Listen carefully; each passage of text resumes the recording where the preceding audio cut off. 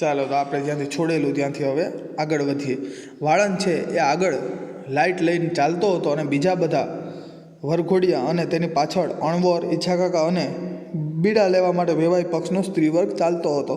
ઉતારામાં અત્યારે નસકોરાનો અવાજ ન ગણીએ તો સાવ શાંતિ હતી.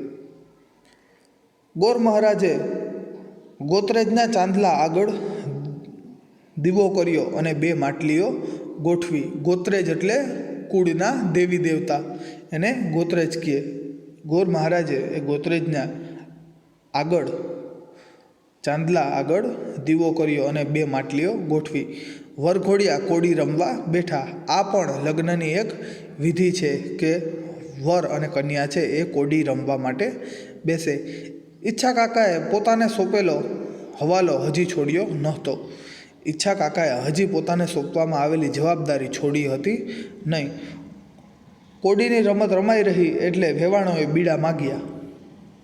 કોડીની રમત રમાઈ રહી એટલે વેવાણોએ બીડા માગ્યા. એટલે કે કન્યા પક્ષની સ્ત્રીઓને આપવામાં આવતો લાગો અથવા તો પૈસા એ વેવાણો માગે છે.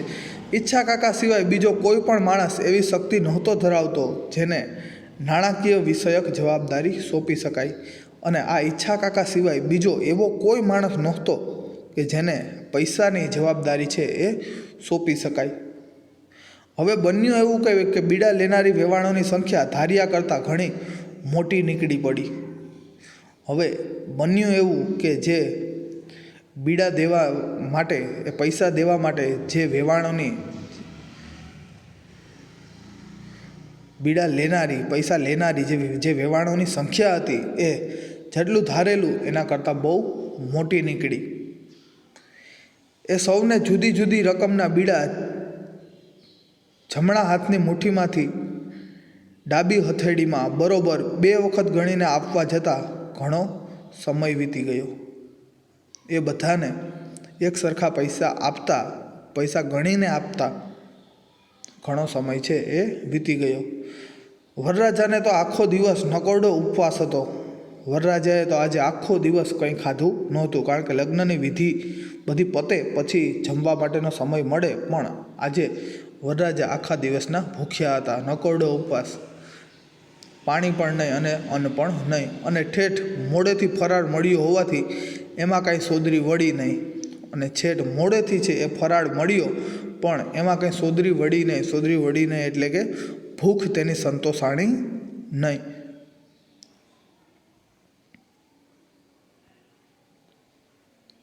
એ તો થોડાકને લીધે કડકડતું ધોતિયું અને બોસકીના પહેરણ સોતા કરચલી પાડવાની પણ બીક રાખ્યા વિના ખાટલામાં પડ્યા.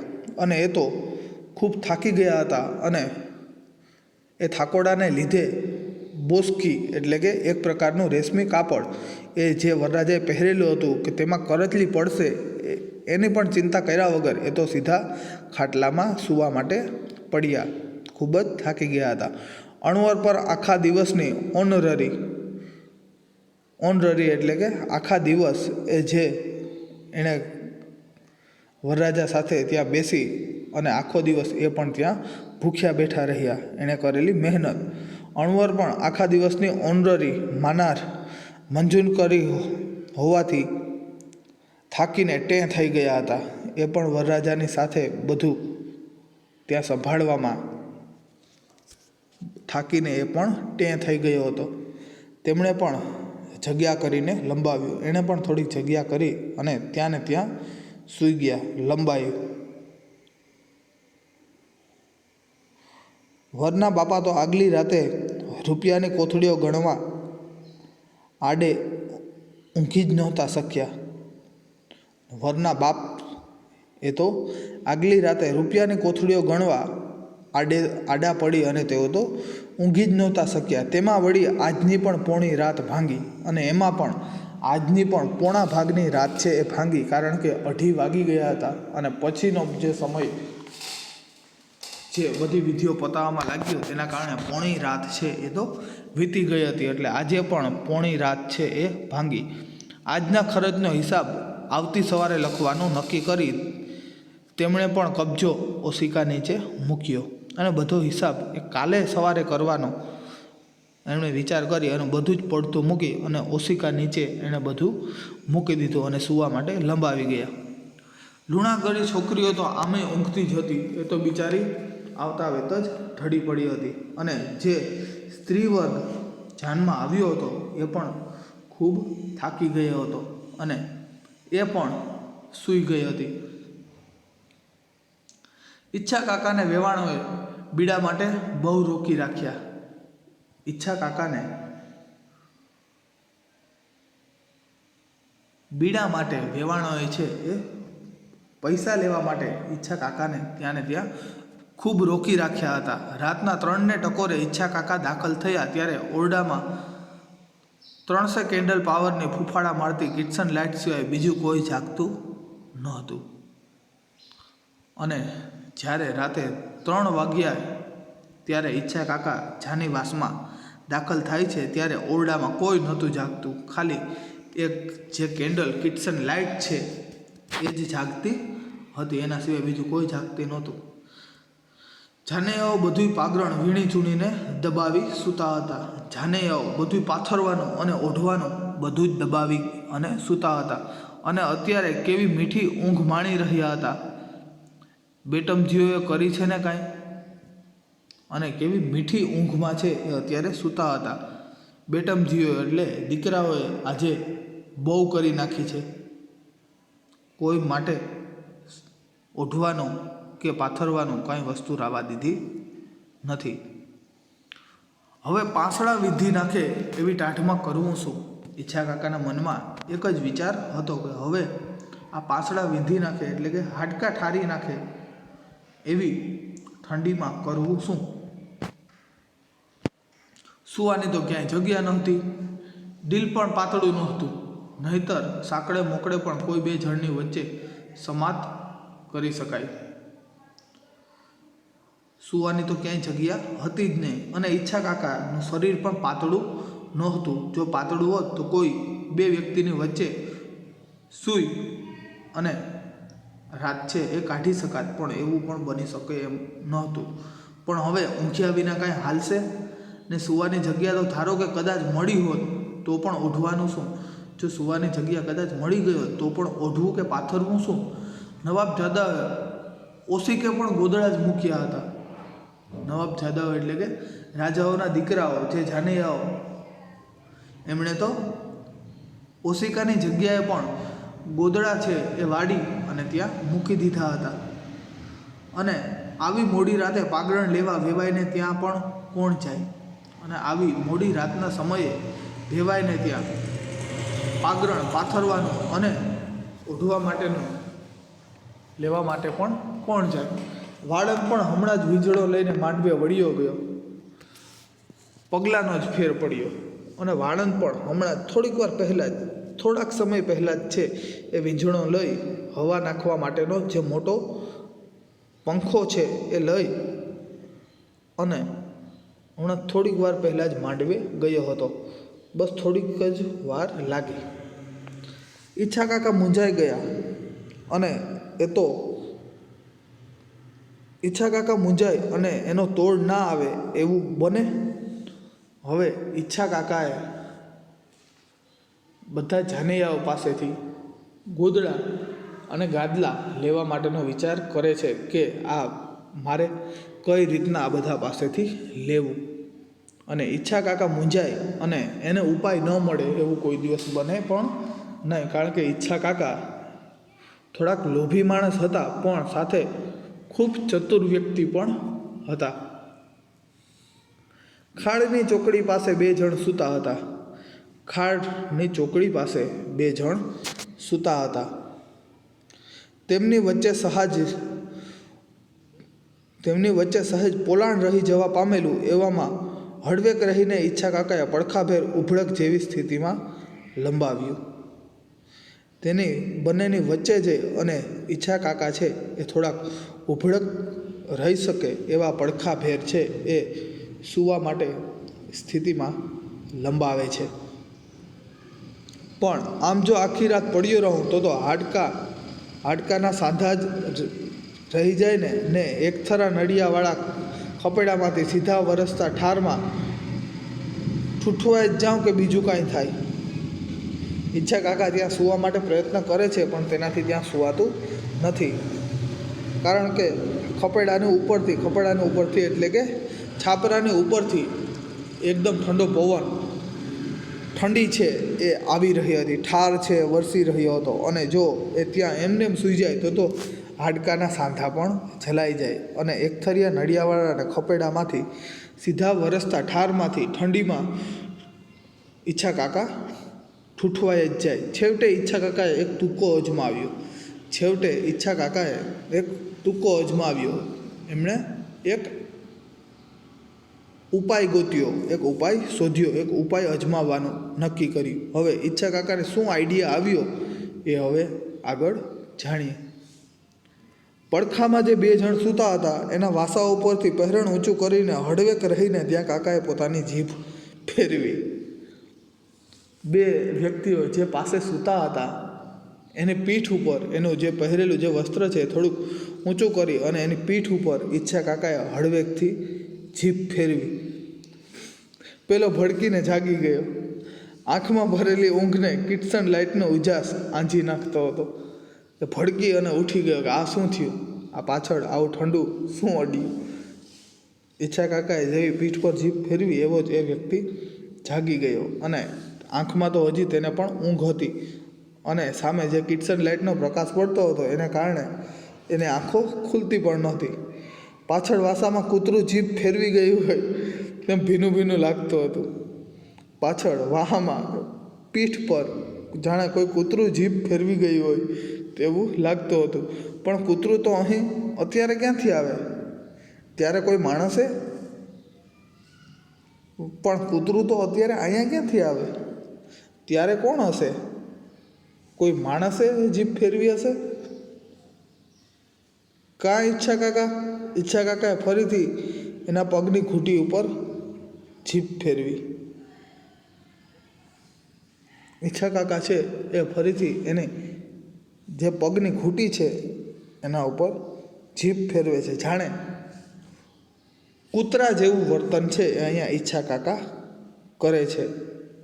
ઓલો પૂછે છે કાં ઈચ્છા કાકા, એવું પૂછે છે એ ભેગું જ ઈચ્છા કાકા પોતાના પગની ઘૂંટી ઉપર પોતાની જીભ ફેરવે છે. આ શું ઈચ્છા કાકા, શું થયું છે?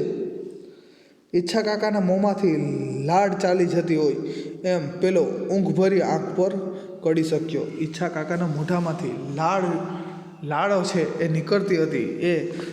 એણે ઊંઘમાં પણ એ વસ્તુ જોઈ. શું થયું છે ઈચ્છા કાકા, એ પૂછે છે કે તમને શું થયું? ઈચ્છા કાકાને હેડકી ઉપડી હોય એમ તેઓ હક હક કરી રહ્યા હતા. ઈચ્છા કાકાને જાણે હેડકી ઉપડી હોય એમ તેઓ હક હક કરી રહ્યા હતા. એમાં વચ્ચે તેઓ ત્રુટક શબ્દો બોલ્યા. તમે કોઈ હક, જરાય ગભરાશો નહીં. હક, એ તો હું આજ સવારે ઓલ્યું કૂતરું હક સહેજ દાઢ બેસાડી. હક, તમે કોઈ જરાય બીજોમાં હક.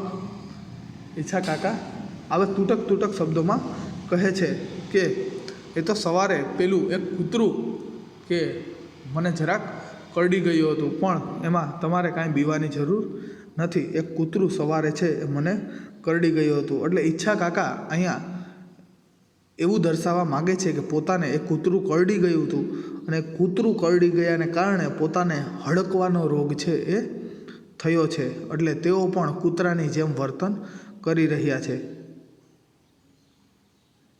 ઈચ્છા કાકા આવું કરે છે, એને કારણે જે પેલો વ્યક્તિ છે એ ગભરાઈ જાય છે કે આવું ઈચ્છા કાકા કેમ કરે છે. એટલે ઈચ્છા કાકા કહે છે કે એ તો સવારે મને જરાક એક કૂતરું છે એ કરડી ગયું હતું, પણ એક દાંત બેસાડી ગયું હતું, એના દાંત મને બેસાડી ગયું હતું, પણ તેમાં તમે જરાય બીસોમાં, તમારે જરાય ગભરાવાની જરૂર નથી.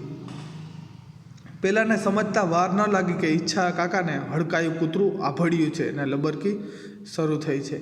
પેલાને સમજતા જરા પણ વાર ન લાગી કે ઈચ્છા કાકાને હડકાયું કૂતરું કરડ્યું છે અને એને પણ લબરકી ચાલી છે. એટલે કે હડકાયા કૂતરાની જેમ ઈચ્છા કાકાને પણ હવે જીભેથી બધું ચાટવાની અને એના મોંમાંથી પણ હડકાયા કૂતરાની જેમ હવે લાળ છે એ નીકળી રહી છે.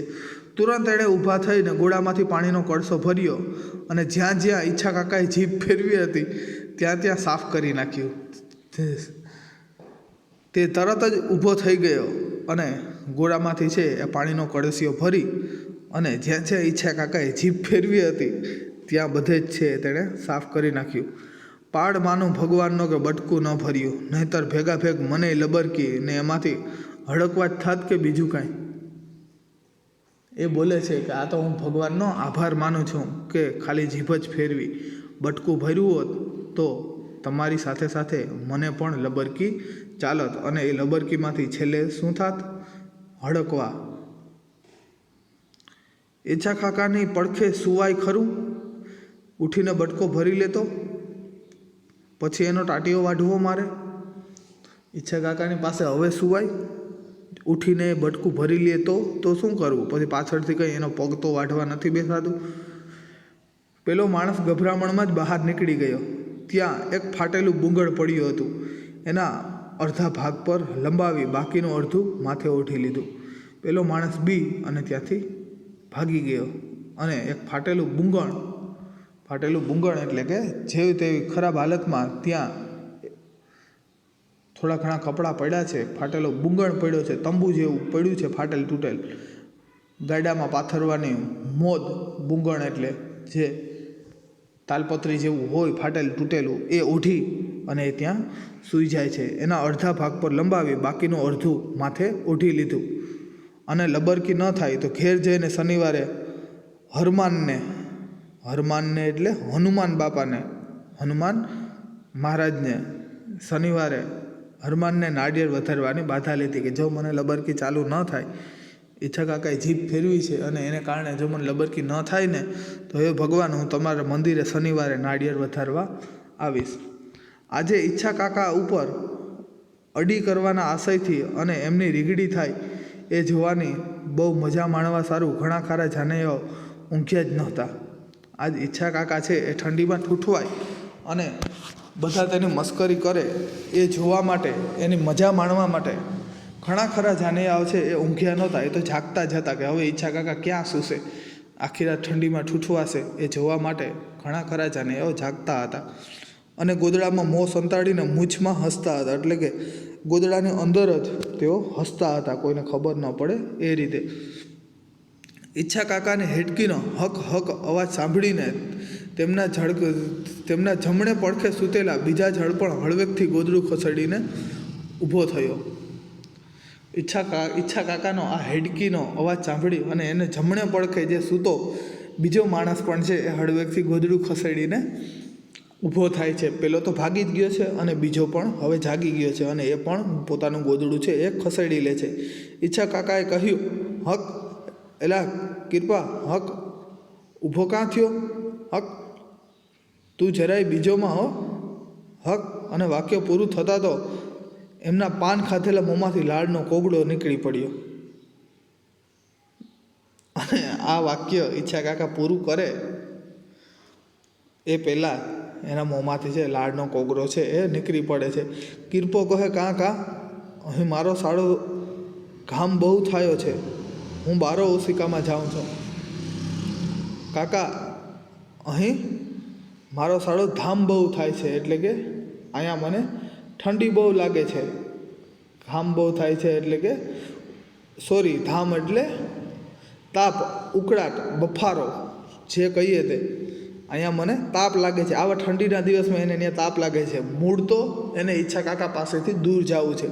એ શું કહે છે કે ઈચ્છા કાકા, મને અહીંયા ઉકળાટ બહુ થાય છે, હું તો અહીંથી દૂર જાઉં છું, મને અહીંયા બફારો થાય છે, હું તો બારે ઓસરીમાં જાઉં છું. કિરપો બહાર ગયો. બધાએ બહાર જઈને કાકાની લબરકી વિશે બીતા ગુપસુપ કરવા માંડી અને બધાએ બહાર જઈ અને ઈચ્છા કાકાએ જે લબરકી ઉપડી હતી એના વિશે બધાએ વાતો કરવા માંડી. તેમનામાંના કોઈ અનુભવીએ કહ્યું કે હડકવામાં દર્દીને માથે ગોદડા નાખતા મેં જોયા છે ખરા. હડકવામાં મેં દર્દીને માથે જે લોકો ગોદડા નાખે છે એ મેં જોયું છે. એને માથે ગમે તેવું કાંઈ ભારે વજન નાખી રાખવું જોઈએ એટલે ઊભો ન થઈ શકે ને બીજાને કોઈને આભળે નહીં. એના માટે બને એટલું વધારે વજન છે એ નાખી દેવું જોઈએ, જેથી કરી અને એ બીજા કોઈને આભળે નહીં, એટલે કે બટકા ભરે નહીં, બીજા કોઈને એનો ચેપ ના આપી શકે.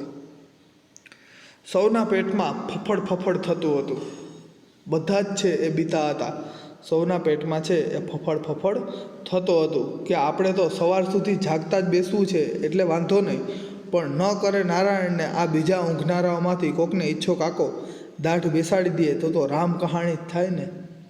આપણે તો સવાર સુધી જાગવું છે એટલે કાંઈ વાંધો નહીં, પણ જો આ સૂતા છે એમાંથી ઈચ્છા કાકા કોઈને બટકો ભરી લે તો રામ કહાણી થઈ જાય, એટલે કે રામાયણ થઈ પડે, માથાકૂટો થઈ જાય.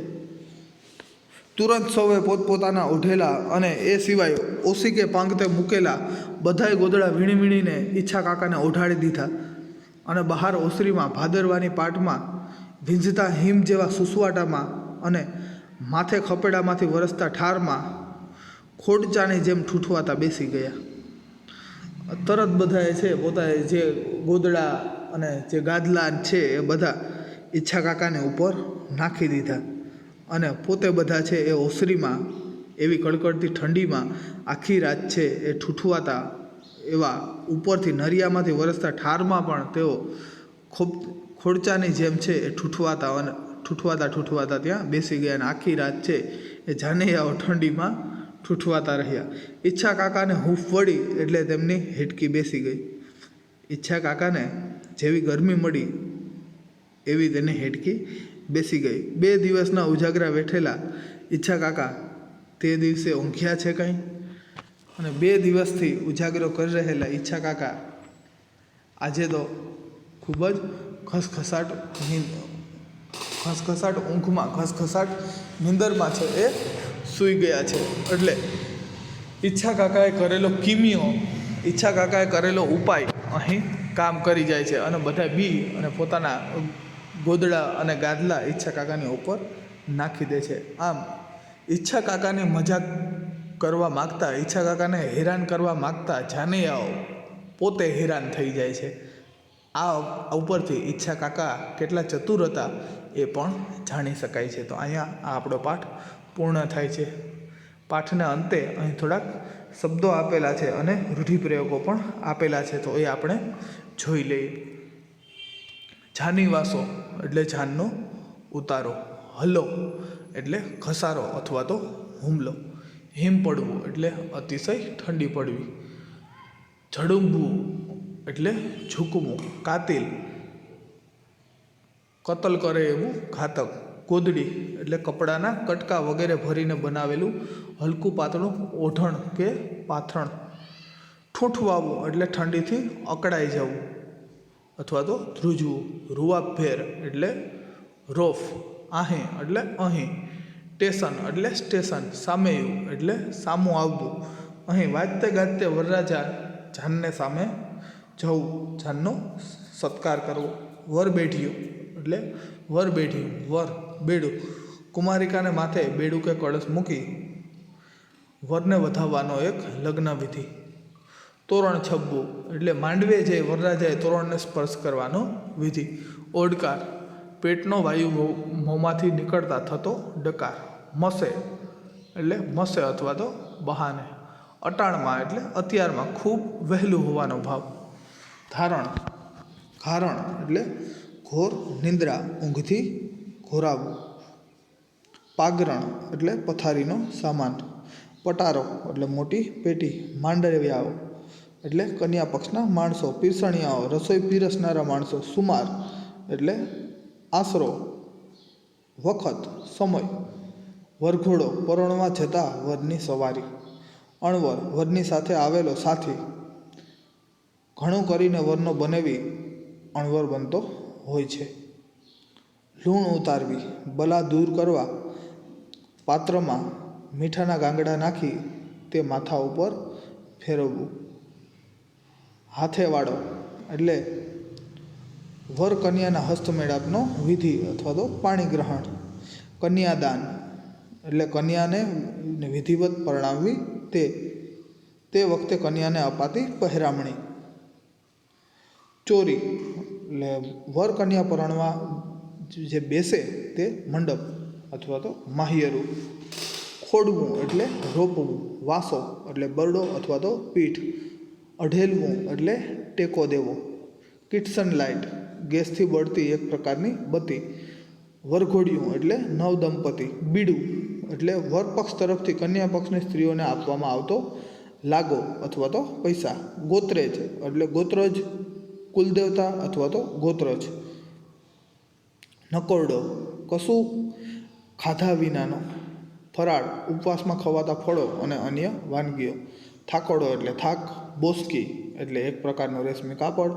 સોતું એટલે શહીદ.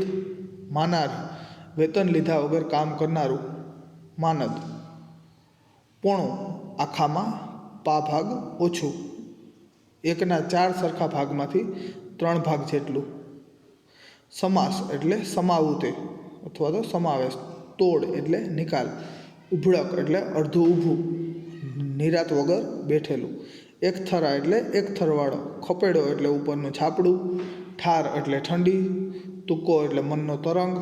હેડકી ભારે શ્વાસનો ડચકું. લબરકી એટલે લપકારો અથવા તો જીભને લબુક લબુક બહાર કાઢવી તે, જેમ કૂતરું પોતાની જીભ અંદર બહાર કાઢતું હોય તેવી રીતના.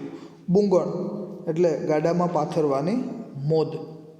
હરમાન એટલે હનુમાનજી. બાધા એટલે માનતા અથવા તો આખડી. ધામ